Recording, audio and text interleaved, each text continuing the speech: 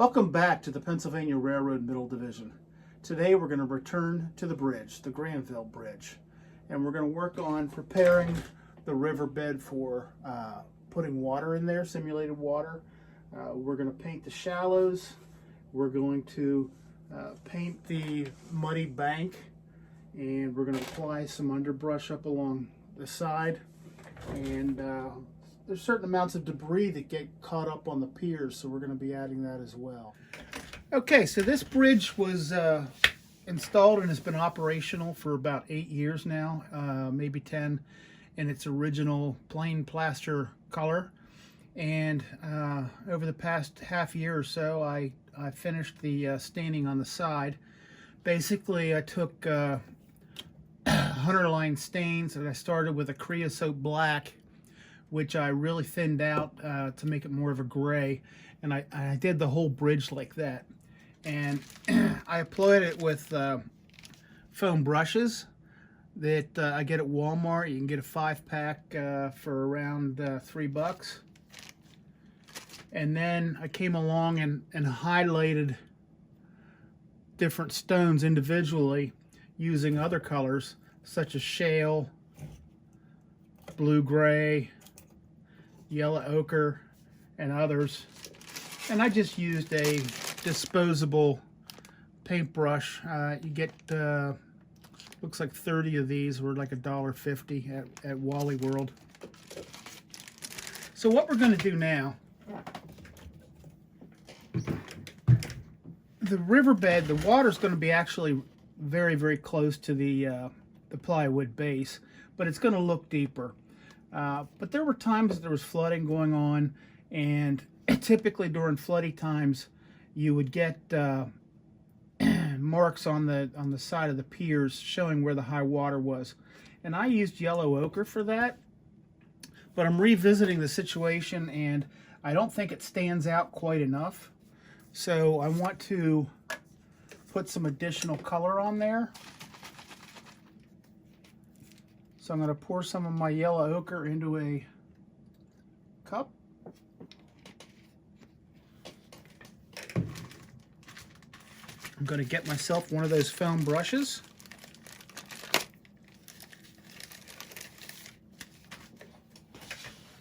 And what I'm going to do is just pull that brush across there, and that will give me an equal depth throughout. So we dip it.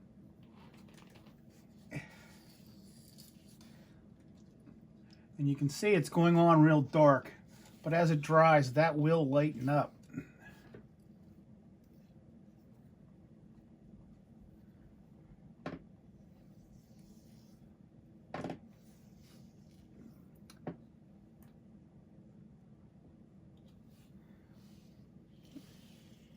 And that this is a plaster casting, it really soaks up a lot.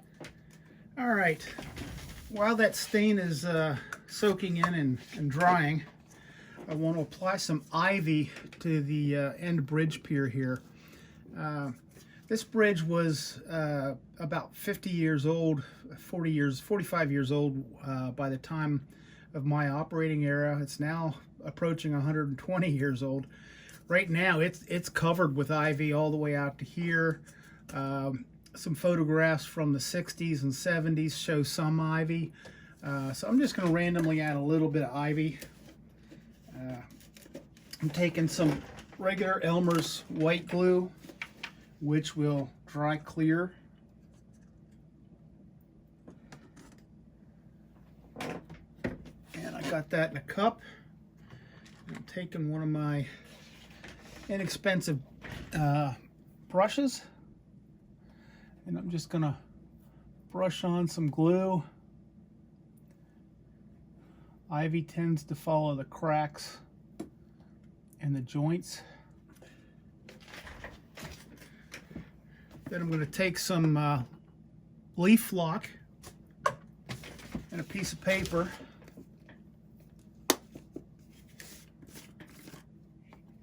I'm going to put some of that flock on there. Whoops, it's way more than I needed. I'm going to make sure it's loose. In fact, I'll put some of that back in the container there. I'm going to come in close and blow lightly.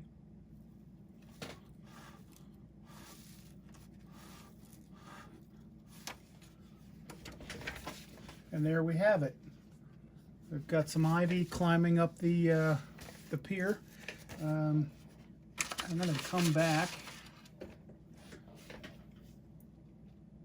and add a little more. Let's make that branch go up there.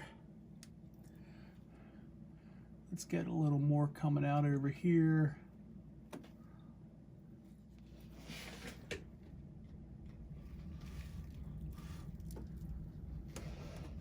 That ought to do it. So lastly, I want to come in with a shop vac or vacuum.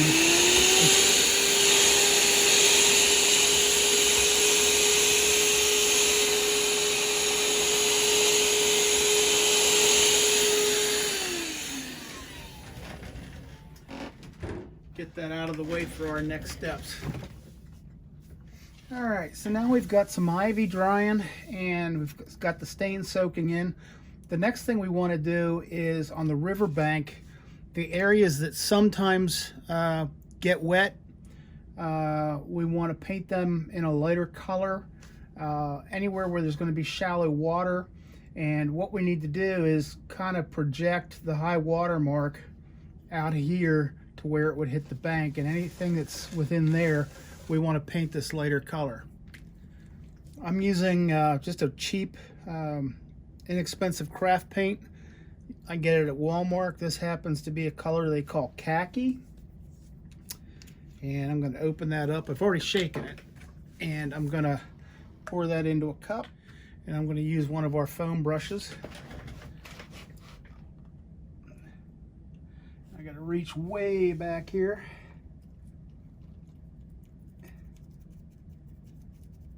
And I definitely want this to extend down onto the flat plywood, which is going to be the bottom of the river.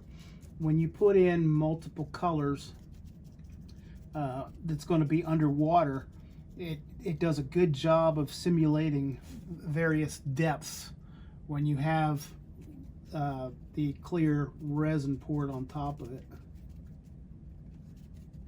And depending on what you're modeling, you know, it could be different shades. I mean, this is a very muddy river, so you know, having a very dark bottom is appropriate for it. But if you were modeling a shoreline or something like that at an ocean, it may be much more of a blue or a sandy bottom. And we're just about done.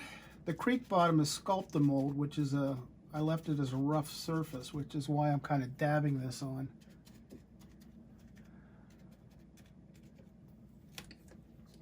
And that's it. Okay, so now we want to work on the underbrush and ground cover. And I've already done the back part here. So basically I'm just taking that Elmer's glue again, which dries clear. And notice I've left a wet edge from my work at the back. The reason for that is if I hadn't done that, as I dabbed on this glue, it would have picked up that landscape material and really gobbed up my foam brush. So I just got to go through and get everything wet with glue. And it's okay if it goes right up against those piers, because it's going to be brush and you're really not going to be able to tell. All right, I've got glue on everything, so now I need to apply the underbrush. And I'm using Flock and Turf from Woodland Scenics. This particular color is called Green Adirondack Blend.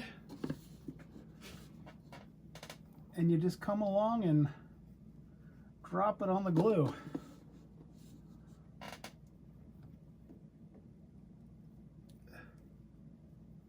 This will be a wooded area in the corner here. And you don't have to get every single spot. My riverbed is still wet down there, so some of this may stick, and that's no problem because you would have some random growths of green at normal water levels. So now everything's been glued down. A problem that you do have is there's a lot of material that's not making contact with the glue. So I want to spray it from above with a glue mixture. Normally I would use a like a 50-50 glue and water mixture, or maybe a little more water.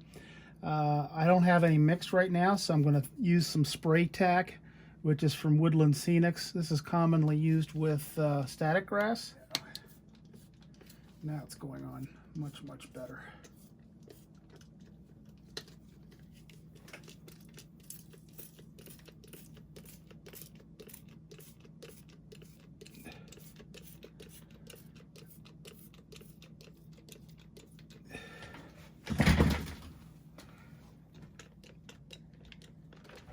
All right, so now we're going to add some other details, some stone and some branches that would have been washed ashore. It's a sure thing that there would have been some ballast that fell off the edge here. So I'm going to put some right in front of each of the piers where it would have been shallower. Some other random stones along the shoreline.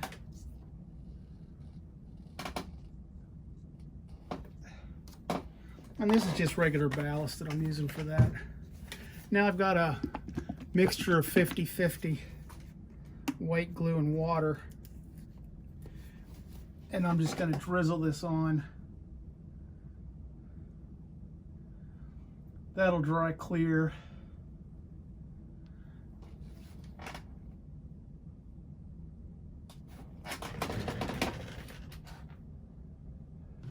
And I have an assortment of leftover branches and stuff from Scenic Express super trees. And bridge piers were known for capturing such logs as they floated downstream. So I'm just going to look right here at this one. That'll fit in there nice. Add some more 50-50.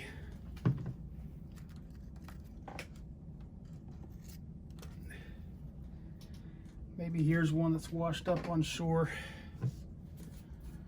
Let's put it back a little further.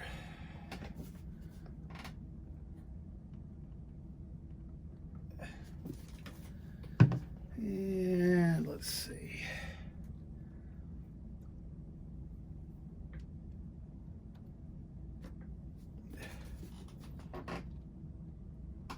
Go. Give that a chance to dry. Okay, so now we're going to add some static grass to the shallow part here that sometimes gets water. I've already done it on the back side. There's not too much that grows underneath, so I don't worry about that.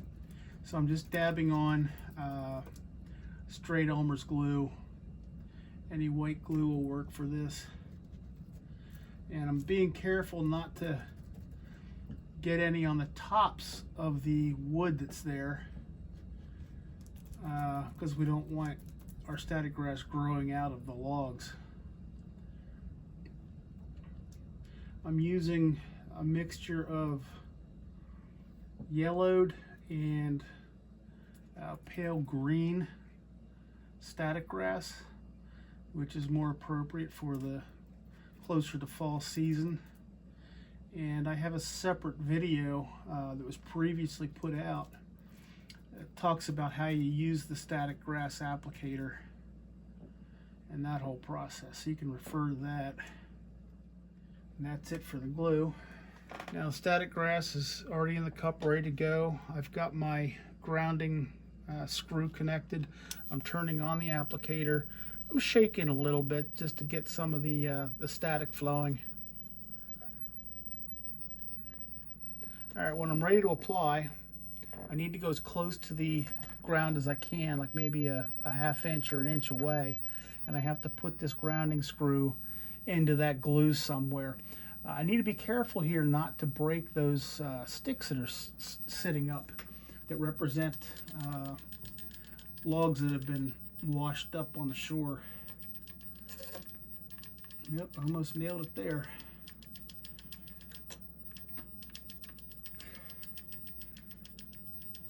Getting a little higher here because of those sticks. We take our vacuum and we get the excess from outside of the area we wanted, and we also go lightly over the area that we did. It'll help the grass stand up vertically. And there's a close-up of what we've done. We'll let that dry overnight, and then we'll come back tomorrow and the glue will disappear. And we should be left with just a nice field of static grass. Okay, so the static grass has dried overnight, and everything's been cleaned up, and here's where we are so far. We've added the ivy, the ground cover, and the grass on the shore. And for comparison to that grassy shoreline, we look at an aerial shot. That's the actual scene from a drone at the Granville Bridge.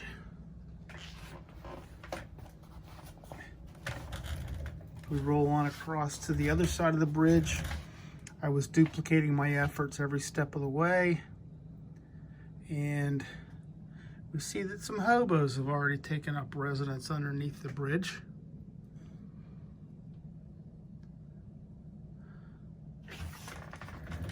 And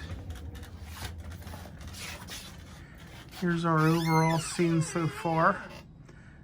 That's a placeholder photo in the background, more of a proof of concept. I flew a drone up there, but I'm going to have to do it again this year to capture the right season, get it a little more into October, early November. But that's where we are right now. And in a future installment, we'll do the pipe fence railing that goes along the length of the bridge.